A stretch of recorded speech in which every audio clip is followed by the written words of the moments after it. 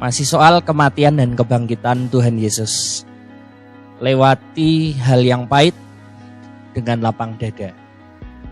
Seringkali ketika kita manusia melewati hal yang pahit, melewati penderitaan, melewati kesesakan, hal yang membuat menangis, seringkali orang punya respon marah, kecewa, bersungut-sungut, tidak senang, mungkin timbul kebencian, bahkan berakhir dengan perpecahan.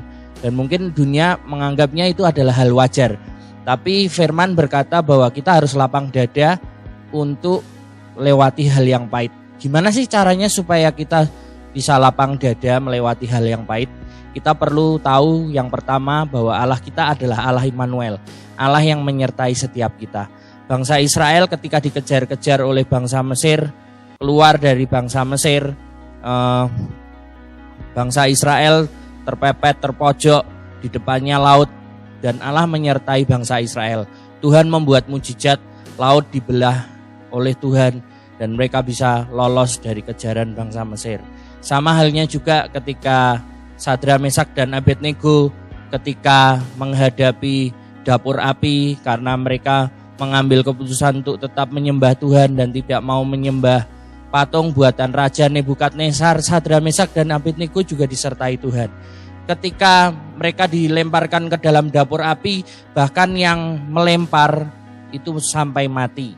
Yang melemparkan saja sampai mati. Karena panas dapur api itu dipanaskan 7 kali lipat. Tapi saat Raja Nebukadnezar melihat Sadra, Mesak, Abednego ada di dalam dapur api, ternyata ada 4 orang yang tampak di sana. Dan yang keempat itu adalah Allah. Rupa orang keempat itu seperti rupa para dewa, kata Alkitab. Tuhan menyertai, Allah menyertai Sadra, Mesak, dan Abednego. Yusuf juga disertai Tuhan ketika melewati hal yang pahit, melewati penderitaan.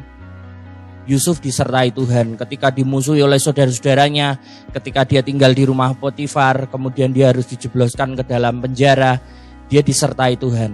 Alkitab berkata dalam Kejadian, Tuhan menyertai Yusuf sehingga apa saja yang dibuatnya pasti berhasil. Lapang dada lewati hal yang pahit. Kita harus lapang dada. Karena saat kita melewati itu semua, kita tidak sendiri. Kita disertai oleh Tuhan. Yang kedua, kenapa sih kita harus lapang dada lewati hal yang pahit? Ya, karena 2 Korintus 4 ayat 17 berkata bahwa penderitaan-penderitaan yang kita alami itu mengerjakan kemuliaan kekal.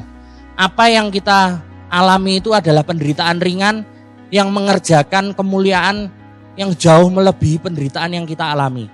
Ya, hal yang kita alami itu hal yang kecil, tapi itu mengerjakan kemuliaan Tuhan yang besar dalam hidup kita. Dan itu Tuhan sediakan bagi setiap kita. Mungkin kalau kita sedang sakit, kita minum obat yang rasanya pahit. Tapi Tuhan datangkan kesembuhan lewat obat yang pahit itu, dan obat yang pahit itu harus kita telan. Sama halnya dengan peristiwa hidup kita yang kita alami sehari-hari, itu sanggup mendatangkan kemuliaan yang luar biasa dalam hidup kita.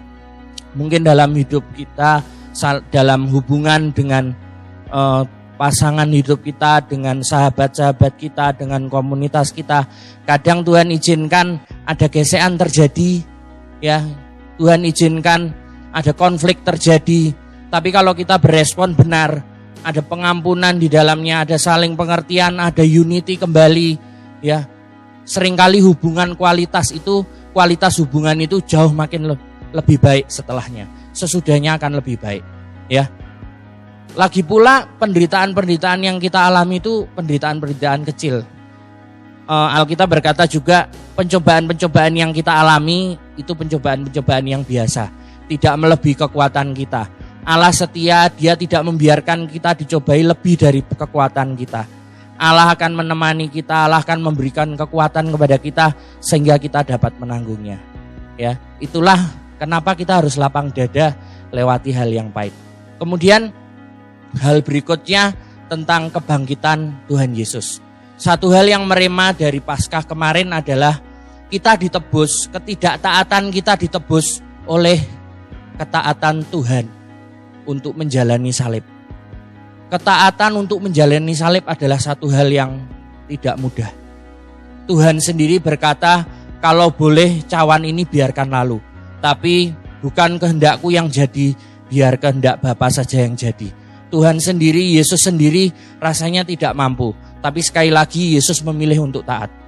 Bagaimana sih caranya supaya kita bisa ada dalam sebuah ketaatan? Ketika kita diperintahkan hal yang mungkin kita sukai, itu adalah hal yang ringan.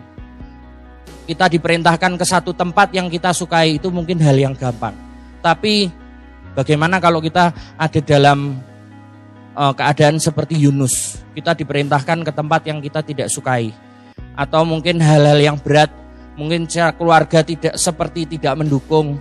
Mungkin seperti janda Sarfat ketika diperintahkan untuk Nabi Elia diberi makan oleh janda Sarfat. Itu hal yang berat, hal yang tidak mudah.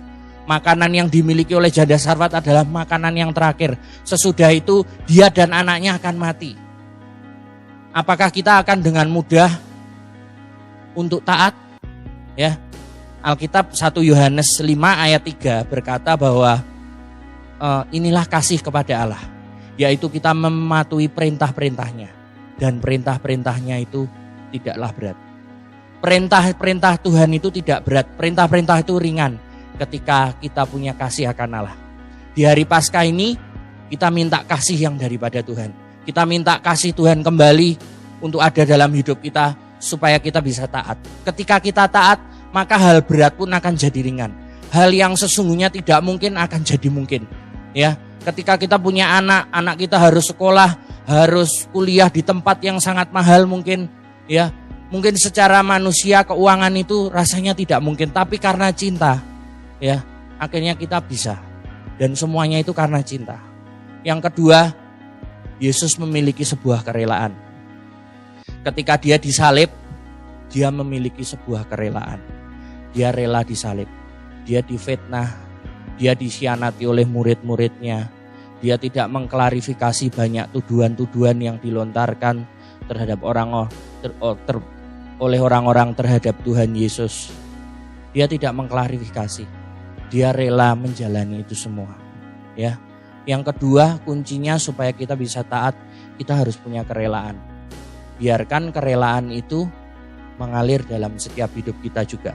Kuasa kebangkitan itu datang dari Allah Bapa. Tapi keputusan untuk mau mati di kayu salib itu adalah bagian daripada Yesus. Yesus sendiri mau dan rela. Nah, seberapakah kita mengingini kerelaan itu ada dalam hidup kita sehingga kita memilih taat?